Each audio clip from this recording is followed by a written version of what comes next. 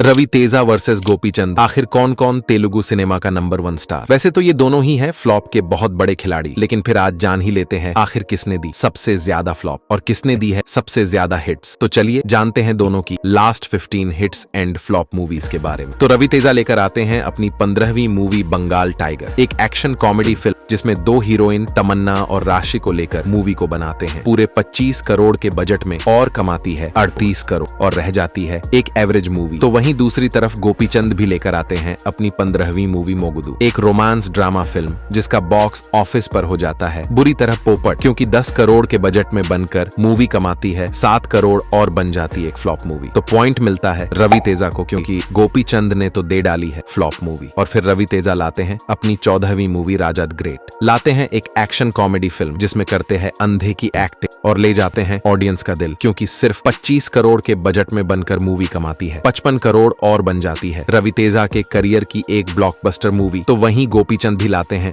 अपनी 14वीं मूवी साहसम, एक action adventure movie जिसमें गोपीचंद की एक्टिंग की थी सबसे तारीफ, लेकिन फिर भी मूवी तोड़ देती है दम, क्योंकि 30 करोड़ के बजट में बनकर मूवी कमाती है 25 करोड़ और बन जाती है फ्लॉप मूवी। तो पॉइंट मिलता है रवि तेजा को, क्योंकि उन्होंने दी है ब्लॉकबस्टर मूवी। और फिर रवि तेजा होकर खुश लेकर आते हैं अपनी 13वीं मूवी टच चेसी चूडू, जिसके बॉक्स ऑफिस पर आते ही उड़ जाते हैं तोते, क्योंकि 25 करोड़ के बजट में बनकर मूवी कमाती है सिर्फ 20 करोड़ और बनती है एक फ्लॉप मूवी। तो वहीं दूसरी तरफ गोपीचंद लाते हैं अपनी 13वीं मूवी लॉक्यम, एक एक्शन कॉमेडी फिल्म जिसमें राकुल प्रीत सिंह के साथ मिलकर मचा देते हैं धमाल, क्योंकि मात्र 15 करोड़ में बनकर मूवी कमा डालती है 50 करोड़ और बन जाती है गोपीचंद के करियर की एक ब्लॉकबस्टर मूवी। तो पॉइंट मिलता है गोपीचंद को, क्योंकि गोपीचंद ने दी है सबसे बड़ी ब्लॉकबस्टर मूवी। लेकिन फिर रवि तेजा लेकर आते हैं अपनी 12वीं मूवी नेला टिकट, एक और वहीं सैम जोनरा की एक्शन कॉमेडी फिल्म जो अपना बजट भी नहीं निकाल पाती है, क्योंकि 20 करोड़ के बजट में बनकर कमाती है 15 करोड़ और रह जाती है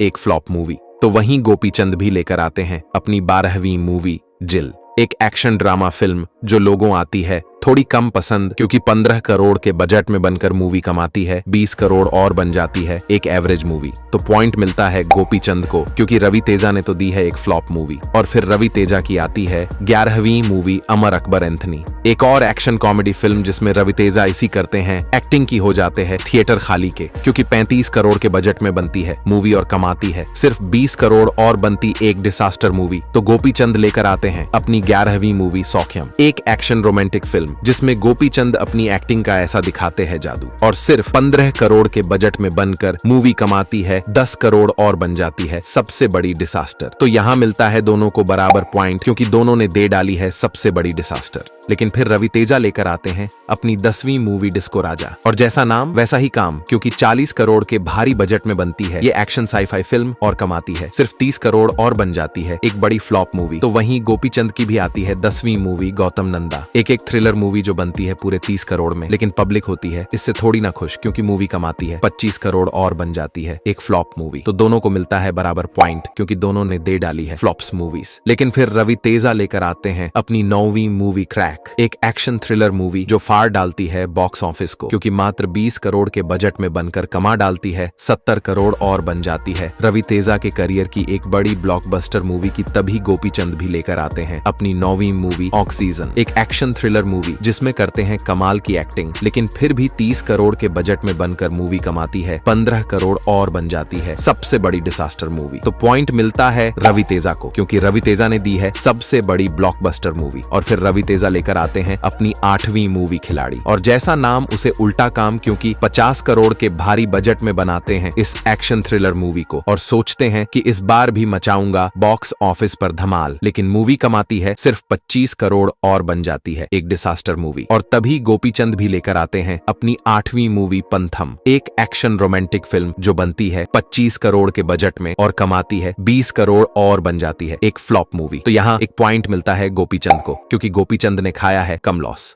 लेकिन फिर रवि तेजा की आती है 7वीं मूवी रामाराव ऑन ड्यूटी। एक और एक्शन थ्रिलर मूवी के साथ करते हैं वापसी, लेकिन मूवी औंधे मुंह जाकर गिरती है बॉक्स ऑफिस पर, क्योंकि 30 करोड़ के बजट में बनकर कमाती सिर्फ 10 करोड़ और बन जाती है रवि तेजा के करियर की सबसे बड़ी डिसास्टर मूवी। तो वहीं दूसरी तरफ गोपीचंद भी लेकर आते हैं अपनी 7वीं मूवी चाणक्य। एक एक्शन थ्रिलर फिल्म लाकर सोचते हैं कि इस बार तोड़ूंगा बॉक्स ऑफिस को, लेकिन 20 करोड़ के बजट में बनकर मूवी कमाती है 18 करोड़ और बनती है एक फ्लॉप मूवी। तो पॉइंट मिलता है गोपीचंद को, क्योंकि रवि तेजा ने तो दे डाली है सबसे बड़ी डिसास्टर मूवी, लेकिन फिर गुस्से ही गुस्से में रवि तेजा लेकर आते हैं अपनी 6ठी मूवी धमाका। एक एक्शन कॉमेडी फिल्म के साथ करते हैं वापसी और श्रीलीला के साथ मिलकर मचाते हैं धमाका, क्योंकि मात्र 35 करोड़ के बजट में बनकर मूवी कमाती है 110 करोड़ और बन जाती है एक ब्लॉकबस्टर मूवी। तो वहीं दूसरी तरफ गोपीचंद भी लेकर आते हैं अपनी 6ठी मूवी सीटी मार और छा जाते हैं बॉक्स ऑफिस पर, क्योंकि 25 करोड़ के बजट में बनाते हैं मूवी को और कमाती है 55 करोड़ और बन जाती है एक सुपरहिट मूवी। लेकिन पॉइंट मिलता है रवि तेजा को, क्योंकि उन्होंने दी है सबसे बड़ी ब्लॉकबस्टर मूवी।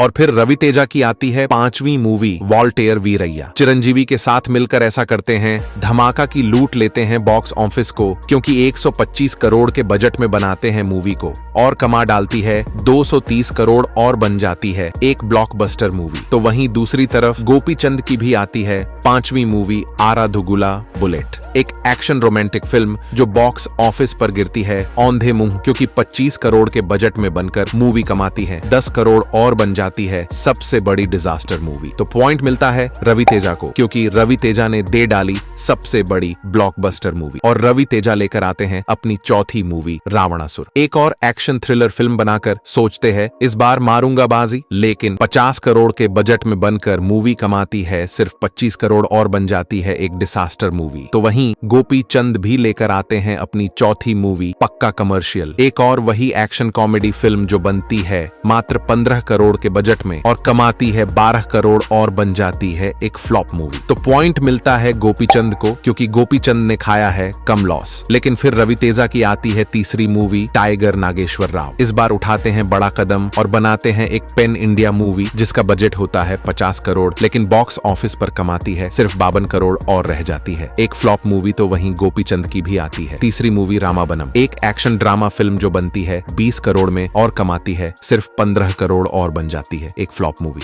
तो दोनों को मिलता है बराबर पॉइंट, क्योंकि दोनों ने दे डाली इस बार फ्लॉप। और फिर रवि तेजा लेकर आते हैं अपनी दूसरी मूवी ईगल, एक और एक्शन थ्रिलर मूवी जो टेक देती है बॉक्स ऑफिस पर घुटने, क्योंकि 35 करोड़ के बजट में बनकर कमाती है 30 करोड़ और बन जाती है फ्लॉप मूवी। तो वहीं दूसरी तरफ गोपीचंद भी लाते हैं अपनी दूसरी मूवी भीमा, पुलिस ऑफिसर बनकर दिखाते हैं दमदार एक्शन, लेकिन ऑडियंस होती है इससे न खुश और 25 करोड़ के बजट में बनकर मूवी कमाती है 16 करोड़ और बन जाती है एक फ्लॉप मूवी। तो दोनों को मिलता है बराबर पॉइंट, क्योंकि दोनों नहीं पकड़ पाए इस बार बॉक्स ऑफिस। लेकिन फिर रवि तेजा लेकर आते हैं अपनी पहली मूवी मिस्टर बच्चन, बनाते हैं बॉलीवुड मूवी रेड का तेलुगु रीमेक, लेकिन बॉक्स ऑफिस पर हो जाता है इसका सत्यानाश, क्योंकि 70 करोड़ के बजट में बनकर मूवी कमाती है 15 करोड़ और बन जाती है सबसे बड़ी डिसास्टर। तो वहीं दूसरी तरफ गोपीचंद भी लाते हैं अपनी पहली मूवी विश्वाम जो बनती है पूरे 25 करोड़ के बजट में और कमाती है 20 करोड़ और बनती है एक फ्लॉप मूवी। तो पॉइंट मिलता है गोपीचंद को, क्योंकि गोपीचंद ने खाया है कम लॉस। तो यही है रवि तेजा और गोपीचंद की last 15 hits and flop movies. अब आप बताओ इन दोनों में कौन है विनर और कौन है फ्लॉप का असली खिलाड़ी और कौन है आपका फेवरेट।